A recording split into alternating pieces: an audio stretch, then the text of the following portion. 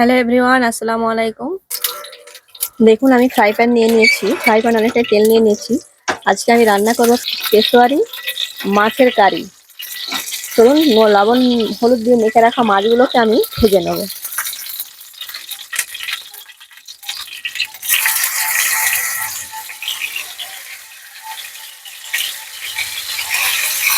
এইভাবে ভালো ভালো করে সব মাছগুলো ভেজে নেব।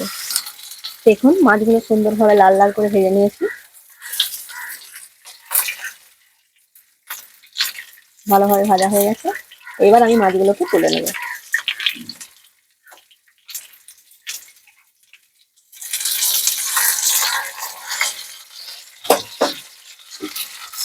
দেখুন, রান্নার জন্য আমি কড়াই নিয়ে নিয়েছি, তেলও গরম হয়ে গেছে। এবারে দিয়ে দেবো আমি কোচানো পেঁয়াজ কুচি।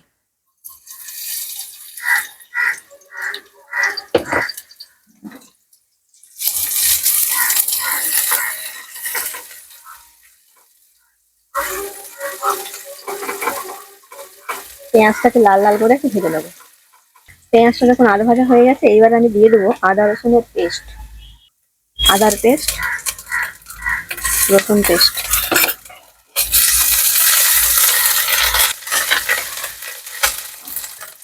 আদা রসুন ভালোভাবে ভাজা হয়ে গেছে।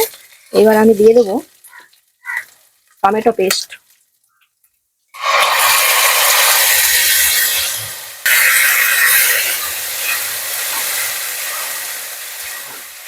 এইবার আমি দিয়ে দেবো মশলা, এক এক করে মশলা অ্যাড করব।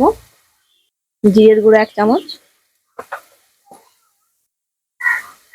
অল্প পরিমাণে ধনের গুঁড়ো, গোলমরিচের গুঁড়ো। মশলাটাকে ভালোভাবে কষিয়ে নেব। সামান্য পরিমাণে একটু জল দেব।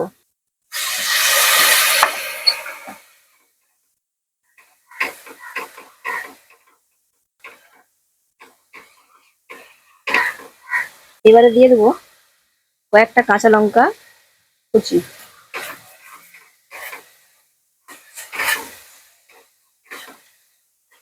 সুন্দরভাবে দেখুন মশলাটা কষানো হয়ে গেছে এবং মশলা থেকে ভালোভাবে তেলও ছেড়ে দিয়েছে। এবারে দিয়ে দেবো আমি ফেটানো টক দই।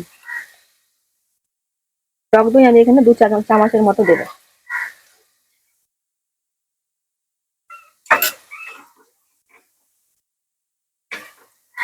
এখানে কিন্তু কোনো আমি লঙ্কার গুঁড়ো বা হলুদের গুঁড়ো ইউজ করব না।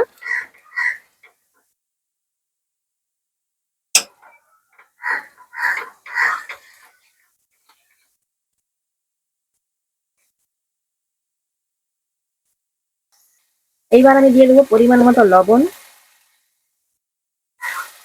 লবণটা একটু কমই দেবো, কারণ মাঝে ভাজায় লবণ দেওয়া আছে।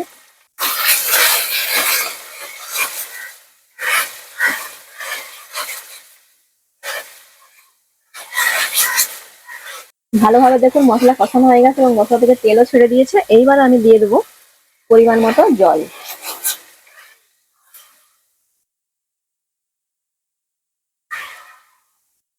পরিমাণ মতো জল দিয়ে দিয়েছি। এবার আমি এটাকে ঢাকনা দিয়ে ঢেকে দেবো, জলটা ফুটে ওঠা অবধি।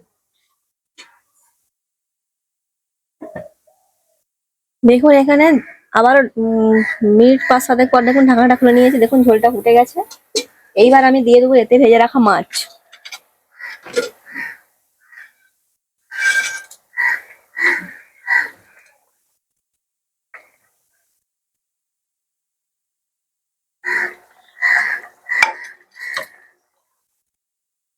আবারও আমি মিনিট 3-4 জন্য ঢাকনা দিয়ে ঢেকে দিলাম। এটা মিডিয়াম ফ্লেমে রান্না করব। তাহলে আজকে আমাদের পেশোয়ারি ফিশ কারি রান্না কমপ্লিট।